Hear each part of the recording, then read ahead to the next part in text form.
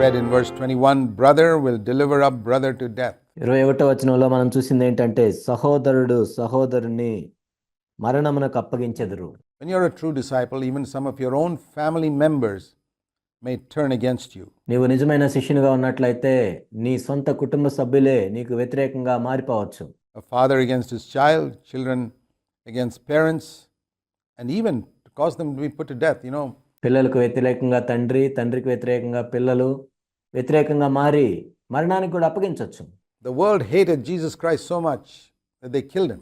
ఈ లోకం యేసుక్రీస్తు ప్రభువారిని ఎంతో ద్వేషించి ఆయన్ను చంపివేసింది. And if you're a true disciple of Jesus Christ, the world will hate you too. The world is not different today than it was 2000 years ago. నీవు యేసుక్రీస్తు ప్రభు యొక్క నిజమైన శిష్యునిగా ఉన్నట్లయితే ఈ లోకం నిన్ను కూడా ద్వేషిస్తుంది. 2000 సంవత్సరాల క్రితం ఈ లోకం ఎలా ఉందో ఇప్పుడేమీ వేరుగా ఏమీ లేదు. It's exactly the same. The spirit of the world is still controlled by the devil who ruled it 2000 years ago and rules it today. ఈ లోకపు యొక్క ఆత్మ ఇప్పటికీ ఖచ్చితంగా అలానే ఉంది. 2000 సంవత్సరాల క్రితం ఈ లోకపు యొక్క ఆత్మను అపవాది తన స్వాధీనంలో ఉంచుకున్నాడు. ఇప్పుడు కూడా అపవాది పరిపాలిస్తూ ఉన్నాడు. And so not only brother and brother, it says here in verse 22, you'll be hated by everyone. ఇక్కడ కేవలం సహోదరుని సహోదరుడు ద్వేషించడం మాత్రమే కాదు, మీరు అందరి చేత ద్వేషించబడతారు. The true Christian is one who endures till the end. అంతం వరకు సహించువాడే నిజమైన క్రైస్తవుడిగా ఉంటాడు. We move on to verse 24. In this connection, Jesus says, మనం 24వ వచనం చూద్దాము. దీనికి సంబంధించి యేసుక్రీస్తు ప్రభువారు చెప్తూ ఉన్నారు, a disciple is not above his master, his teacher, and a slave is not above his master. And that's a simple principle. శిష్యుడు బోధకుని కంటే అధికుడు కాడు, దాసుడు యజమానుడి కంటే అధికుడు కాడు. ఇది ఎంత సామాన్యమైన నియమము. How can we be above the one who is our teacher and our master? మన బోధకుడి కంటే మన యజమానుడి కంటే మనం ఏ విధంగా అధికంగా ఉండగలం? Isn't it enough, verse 25, that the disciple becomes like his teacher and the slave like his master?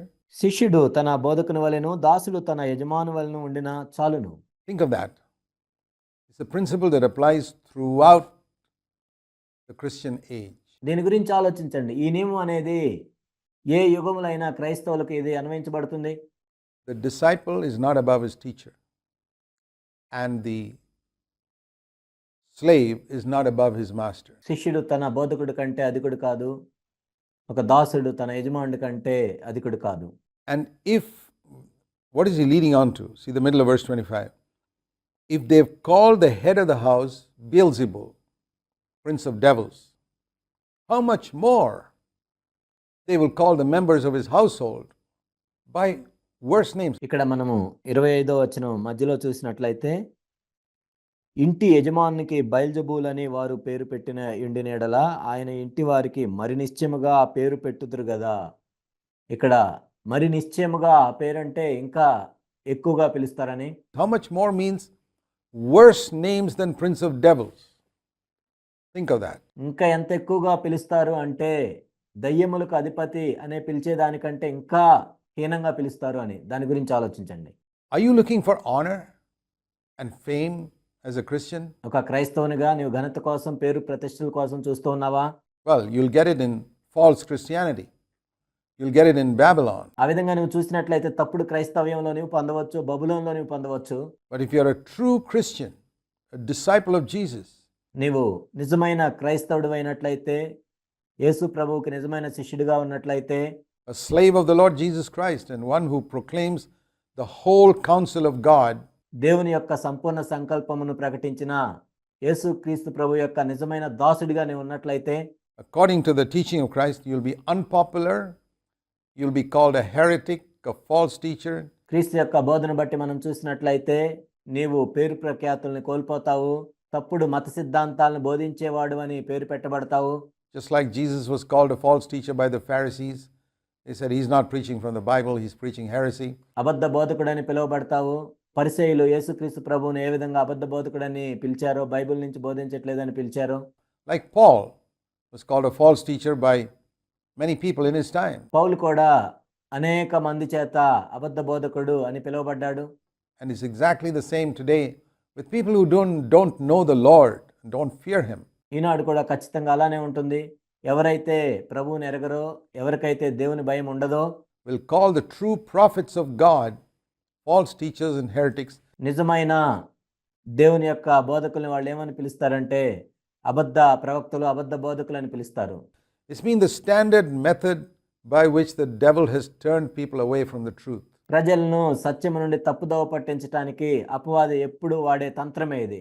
It's an amazing thing that Christians are more afraid of what they think is false teaching than of sin. వాళ్ళు ఏదైతే తప్పుడు బోధ అని అనుకుంటున్నారో పాపము కంటే దానికే ఎక్కువ భయపడుతున్నారు. క్రైస్తవుల్లో దీన్ని చూడటం ఎంతో ఆశ్చర్యకరం. And the end result of that is that when somebody preaches that you can overcome sin, that's called a false teaching. దాని ఫలితం ఏంటంటే ఎవరైనా వచ్చి పాపాన్ని జయించవచ్చు అని చెప్తే అది తప్పుడు బోధ అని వీళ్ళు అంటారు. And when somebody else teaches that, well, of course you'll always keep on sinning till the end of your life, that's called true teaching. నీ జీవితాంతం వరకు కూడా నువ్వు పాపం చేస్తూనే ఉంటావు అని ఎవరైనా చెప్తే అది మంచి బోధ అని పిలుస్తారు. Can you believe how the devil has turned truth upside down? Let me repeat that. అపవాది సత్యాన్ని ఏ విధంగా తలక్రిందులు చేశాడో మీరు చూసారా? Those who preach that you can overcome sin, sin will not have dominion over you, and you don't have to sin, Jesus can deliver you. నీవు పాపాన్ని జయించగలవు, పాపం నీ మీద ప్రభుత్వము చేయనేరదు, నీవు పాపానికి దాసుడిగా ఉండవలసిన అవసరం లేదు అని ఎవరైనా బోధించినట్లయితే are considered heretics. వాళ్ళు తప్పుడు సిద్ధాంతాలను బోధిస్తున్నారు అని అంటారు. And those who say, well, we'll keep on sinning, we'll always be defeated, our nature is bad, they are called the truth speakers. ఎవరైతే నీవు జీవితాంతం పాపం చేస్తూనే ఉంటావు, పాపం చేయటం మానవ స్వభావం అని ఎవరైతే బోధిస్తుంటారో అది సత్యమని పిలుస్తుంటారు. This is the way the devil's turned truth upside down. ఈ విధంగా అపవాది సత్యాన్ని తలక్రిందులు చేశాడు. Because the master himself was called Beelzebub, ఎందుకంటే యజమానుడే బయల్జెబూల్ అని పిలువబడ్డాడు. prince of devils, when he did something good, దయ్యములకు అధిపతి అని పిలువబడ్డాడు ఆయన మేలు చేసినప్పుడు, like delivering people from demons. మనుషులను దయ్యముల నుంచి విడిపించినప్పుడు. So when he says how much more, that means the way, how much more the members of his household means that I know that I am a member of Christ's family by being called worse names than Beelzebub. ఆ ఇంటిలో ఉన్నవారు మరి ఎక్కువగా పిలువబడతారు కదా అని ప్రభు చెప్పినప్పుడు నేను క్రీస్తు యొక్క కుటుంబంలోకి చెందిన వాడిని అని ఎప్పుడు తెలుస్తుందంటే బయల్జెబూలు అనే పేరు కంటే కూడా ఇంకా హీనంగా నేను పిలువబడినప్పుడు నేను ఆ ఇంటి వాడిని అని తెలుస్తుంది. Prince of devils.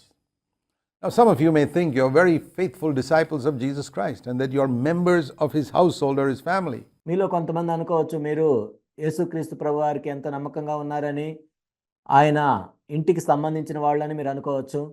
Can you tell me some of the bad names that people have called you, not for the stupid things you did, but because you stood up for Christ and for the truth of God's word? మరి మిమ్మల్ని పిలిచిన చెడ్డ పేర్లు మీరు చెప్పగలరా? మీరు చేసిన బుద్ధిహీనమైన పనులను బట్టి కాదు, కానీ యేసుక్రీస్తు ప్రభువు గురించి ఆయన సత్యం గురించి నిలబడ్డందుకు. Only for that purpose, because you stood up for Christ and for the truth of his word. నీవు క్రీస్తు గురించి ఆయన వాక్యంలోని సత్యం నిమిత్తం నిలబడ్డప్పుడు. For that purpose, what bad names did people call you? దాన్ని బట్టి ఏ చెడ్డ పేర్లు పెట్టి నిన్ను పిలిచారు? That is the way to find out whether you're a member of his family or whether you're a compromiser.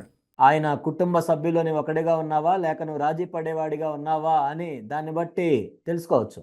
Who wants the benefits of the kingdom but does not want to stand up for Christ in places where it's unpopular to stand up for Christ. దేవుని యొక్క రాజ్యంలో వచ్చే ప్రయోజనాలు నీకు కావాలి, కానీ ఎక్కడైతే దేవుని కోసం నిలబడ్డప్పుడు చెడ్డ పేరు వస్తుందో అక్కడ నిలబడేవాడిగా నీవు లేవు. So many Christians seek popularity. They don't know what it is to stand up for the truth.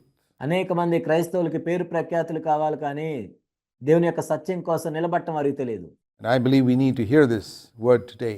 ఈరోజు ఈ వాక్యాన్ని మీరు వినాలని నేను కోరుకుంటున్నాను.